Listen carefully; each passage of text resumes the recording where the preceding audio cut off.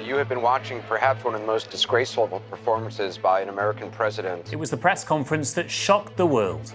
The US president sides with Russia. Was anyone expecting that?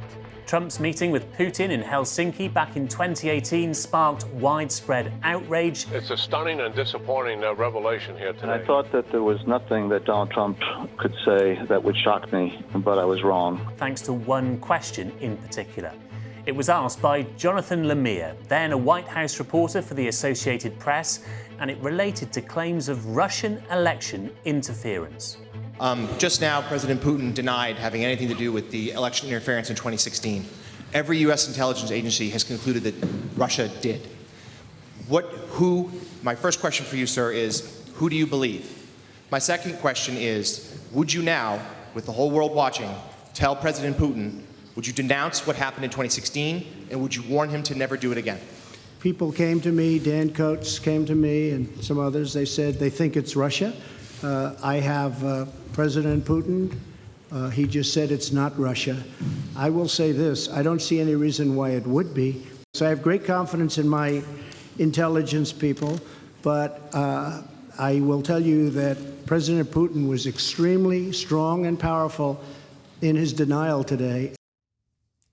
Well, ahead of Trump's upcoming meeting with Putin in Alaska, Jonathan Lemire joins me now to discuss that strange day in Helsinki. Jonathan, thank you so much for your time with me.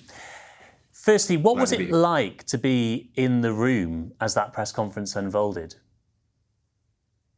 I mean, taking us back to 2018, we need to remember the backdrop at which this press conference took place. This was their first one-on-one meeting. To this day, their only one-on-one meeting. They had met briefly on the sidelines of other summits before, and there had been this was in the middle of the ongoing investigation by Robert Mueller, a special counsel in Washington, as to whether or not President Trump and his campaign had actively colluded with Russia during the 2016 campaign. Eventually, that was found not to be the case, but these questions were swirling. So at this moment in Helsinki, with indeed the whole world watching, it felt like the right moment to really press the president as simply as I could as to who he believed, whether he believed his own intelligence agencies or Vladimir Putin. He made clear he sided with Moscow.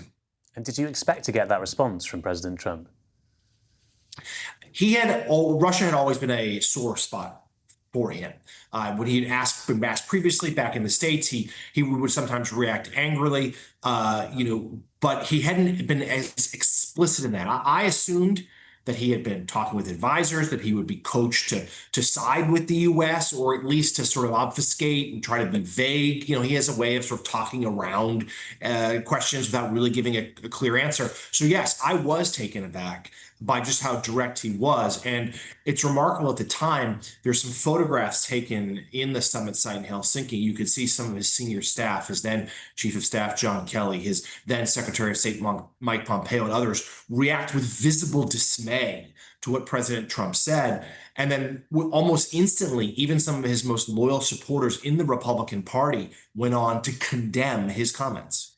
Yeah, which shows the difference between his first term and his second term, because you won't find many people within the administration criticising Donald Trump these days. You also got a direct response from Vladimir Putin himself. Let's just hear a bit of that too. I'd like to add something to this. After all, I was an intelligence officer myself. And I do know how dossiers are made up. Just a moment, please. I mean, he sort of was really staring you down there, Jonathan. What was it like making eye contact with Vladimir Putin? I mean, I'll admit it was a little unnerving. I mean, he definitely, he glared at me and continued to with my question to both Trump, but also what I had asked Putin, which actually at the time, you recall, there had been all these Bastille dossier and other rumors that perhaps Russia had collected compromising material against Donald Trump as a candidate. And Putin sort of dismissed it. He just simply said, well, it would be logistically difficult to collect information on every prominent American businessman who came in and out of Russia. I'll note he never actually denied it. President Trump, of course, has done so repeatedly. But yes, it was sort of for many people in that room, sort of an electric moment as these two men stood next to each other and fielded just a handful of questions from the press. What do you make of their relationship? Because as you say, they've only met sort of face-to-face once, but now they're going to meet again at this really important summit in Alaska. What do you think the dynamic is between them? Do they like each other, do you think? Do they admire each other, respect each other? Yeah, they've had one-on-one summit. They've had a couple of very brief encounters, but this is the only time they've spent any meaningful time together was back in Helsinki. And now, of course, it'll be in Alaska on Friday. It is one of the great geopolitical, frankly, mysteries of the last 10 years as to why Donald Trump has been so deferential to Putin, time in and time out. He always speaks very highly of him, admires him as a strong man. There have been a number of times where the two men, let's say, have spoken on the phone. And afterwards, Trump almost seems to be parroting Kremlin talking points about a number of issues, including Ukraine. But we have seen a shift, at least rhetorically, in their relationship in the last couple of months. Trump is clearly fed up with Putin. He's showed some frustration. Trump is trying to bring this war with Ukraine to a close. Putin has signaled to him that he'd be interested in that as well, but has had no follow through. In fact, as we know, Russia has only escalated its violence against Ukraine. So this is the first time Trump has ever really spoken out against Putin. He's been pretty harsh with his language in recent weeks. Last week, he did slap some secondary sanctions on India, a major trading partner with Russia, because of the war. But we'll have to see whether he'll follow through with any real punishments for Russia itself. The deadline had been Friday. That's been pushed back because of this summit. We'll have to see what these two men end up saying and whether Putin is willing to give anything and whether Trump decides, okay, now's the time to finally get tough. It seems from where we're sitting in Europe that Trump's frustration with Putin, when he has expressed frustrations in recent weeks, as you say, is based around Putin not giving Trump what he wants. Trump wants peace because he's got his eye on that Nobel Peace Prize as one reason for his motivation. And I just wonder whether if Putin gives Trump some sort of deal on the table, even if it is perceived in Europe as really doing over Ukraine, Trump will take it. I mean, it's quite a moment of peril, isn't it, for the Ukrainians, this? It certainly could be. And let's be clear. I think Trump's recent angry rhetoric towards Putin is based simply out of embarrassment. It's based out of humiliation that he does want the war to end. And Putin says one thing to his face and acts in a very different way. I've been told by some Trump senior advisors, he feels somewhat humbled by how Putin has and disrespected by how Putin has treated him. But you're right to categorize how Europe is feeling about Friday. There is the sense that Trump is so desperate to get a deal done. He genuinely wants peace. I think you're also right to say he would like a Nobel Peace Prize. And there's a sense that if Putin's willing to give him anything, to say, look, I'll stop fighting, I'll give you that ceasefire, but I want to, let's say, keep all the territory that I've conquered. I want to make sure Ukraine doesn't get any security guarantees. That's inherently a bad deal. But if Trump, that might be good enough for him.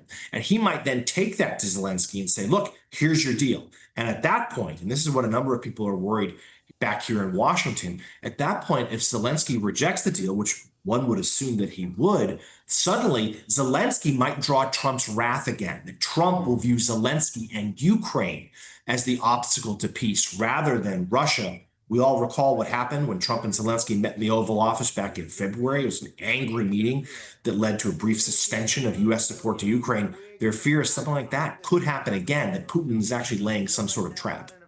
Yeah, I mean, it's fascinating how he oscillates between sort of being cross with Putin and then cross with Zelenskyy. It almost seems based on the last person he spoke to as to who he sympathises with most. I suppose just lastly, Jonathan, what do you think Friday poses in terms of the risk potentially to the Western alliance? Because if Trump does do a deal with Putin that Ukraine can't accept, that will also be unacceptable in large part to the rest of Western Europe. And therefore, the long-standing alliance between Western Europe and America will potentially fracture too. Yeah, it would be in real danger. There is a lot at stake on Friday. I will say, though, in the last 24 hours or so, the White House has begun to lower expectations. The White House press secretary yesterday and Trump himself have both signaled this is going to be a, quote, feeling out meeting, that Trump just simply wants to talk to Putin to see what Putin is willing to do. I think some in Europe, frankly, if that is what this turns out to be, would breathe a sigh of relief. They're afraid that Trump will be rushed and hurriedly take a deal, even a bad one. But you're right. If that were to occur, if Trump does take that deal, if he sides with Putin yet again, like he did in Helsinki 7 years ago, that will put a real strain on the European alliance with the United States. If Trump decides we're going to wash our hands of this conflict and leave it to Europe, I mean, Ukraine's going to really suffer if the U.S. doesn't send weapons, if the U.S. stops sharing intel. Europe will do what it can to pick up the slack, but that will be a real challenge, particularly at a moment where it seems like Russia is finally making some progress in their summer offensive. All right, Jonathan, it's going to be a fascinating summit on Friday. Thank you so much for all of your expertise. It's been really, really great to talk to you. Thank you. Thank you for having me.